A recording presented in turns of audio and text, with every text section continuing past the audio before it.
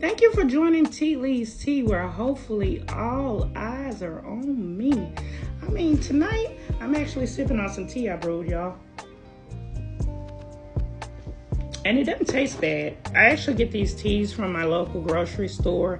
So, Mr. President, please don't keep Mexican. Please don't keep messing with Mexico, because this is where my teas come from. Real talk. Tonight I'm sipping on, it says it's for high blood pressure. And by the color of it, it's a little red. I know it has hibiscus in it. It's all natural ingredients and herbs. So I have some soursop, and I recommend that to people that are battling cancer to drink the soursop. I get that from Dr. Sebi. And I also have some they sell like for your kidneys, keep your kidneys filtrated, different type of teas. So the one we're sipping on tonight is this one that has hibiscus in it, and it's for high blood pressure. Because y'all ain't gonna raise my blood pressure after we get through with these topics. And the first one is going to be Clarissa Shields, the Gwoat. Now, did you see how she dropped Danielle to her knees in the 10th round? Oh yeah, she did. Danielle came with that right, and she countered with that bomb. And then them legs looked like some spaghetti noodles. Next thing you know, she was on that floor, baby. But she got back up. But congratulations, Clarissa, becoming an undisputed heavyweight champion of the world.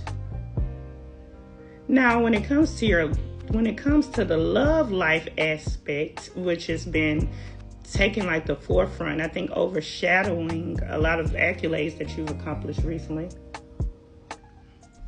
like your new movie, more people are focused on your love life, I think, because that's what's getting the center of attention. And I noticed that after the fight, you had interview. Well, I don't know if it was an interview or you was just going live, and you professed your love for Papoose. Now, I'm a fan of Papoose because when he was holding Remy down in prison and all that, I was front row and center. I even actually did a little thing where I video talking and giving him his accolades like everybody need him a Papoose. Now, apparently the Gwoat has her a Papoose. And the thing that I would say, life is the best teacher. Experiences from life is the best teacher. You might get people over here that say, I went to school, I'm a relationship expert, but never been married. So from my personal point of view, I would just like to give you a bit of advice, Clarissa. And that would be, make sure that ink on that paperwork is final. And I'm not saying that trying to be funny, by no means. I'm saying that because while you may protect your face in the ring and your body, you need to protect your heart. Because if you're not looking at the same situation I'm looking in, I'm going to let you in on something. When two people are still married, a three-chord alliance with God is not easily broken. And then you also know that they share a young child. So, yeah, she might have been cheating, allegedly, or he might have been putting them. We don't know really what was going on in the household, but we do know what we see. And she did leave the relationship and was prancing around a younger guy. However, that doesn't negate the fact that they're still married. And I'm just asking that you make sure that the paperwork's signed, because you don't want to become a triangulation piece inside of a marriage that still does exist.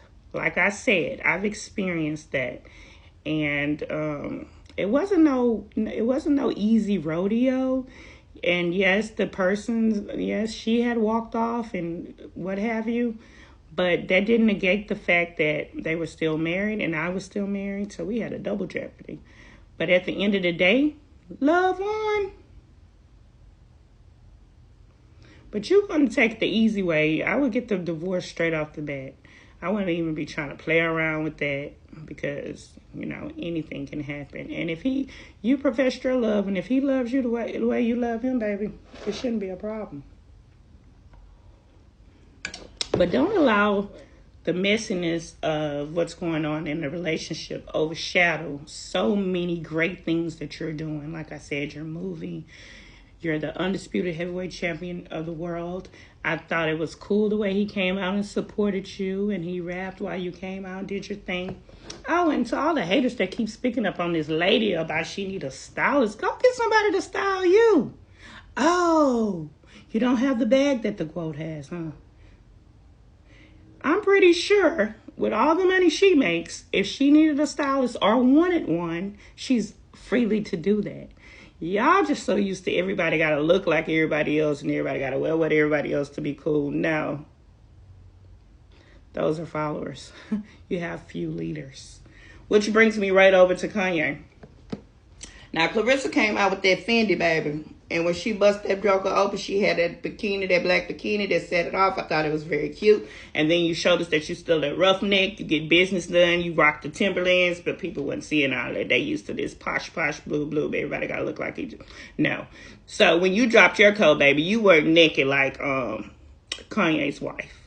Yeah, Kanye popped up. I was in my kitchen thinking, and I was like, what's going on with Kanye? I say because people just don't understand him. Back during the pandemic, he told everybody we were Jews. We are God's chosen, which we are. And everybody was like, oh, he crazy. You need to get on some medicine. Y'all think he crazy? How can a crazy person lose everything and then gain it all back and become one of the richest in the world? And that don't sound crazy to me. That sounds genius. And like, when people say don't let that go over your head, some people's way of thinking and the way some people move and is way over you guys' head. And you won't understand. But I was in the kitchen thinking, and I was like, you know what? I said, Kim was getting mad about how Kanye's wife was dressing provocative or not dressing, the lack of clothing thereof. And I was like, oh, that's just like the pot calling the kettle black, because she did get naked up on there about some perfume or something some years ago. But anywho, in my mind, I was like, Kanye just doing that to make all these people that trying to handle him or say he was crazy, make them mad. And boom, what you know, he came to them Grammys. She dropped that coat and sis was naked. But naked. Or nude or nude. She ain't had no clothes on. And I said, oh, there you go, Kanye. You're really making them mad. They didn't get to do what they wanted to do to you. They have done a lot of things that have hindered you. But you letting them know, ain't nothing wrong with me.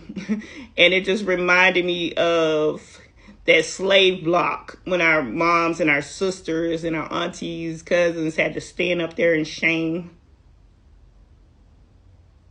and turn around.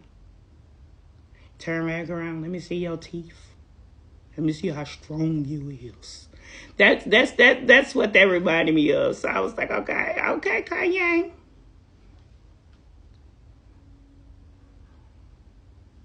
And I kind of tipped in on about the awards, you know what I'm saying. Some people, everybody like, oh, Beyonce, she been deserved it.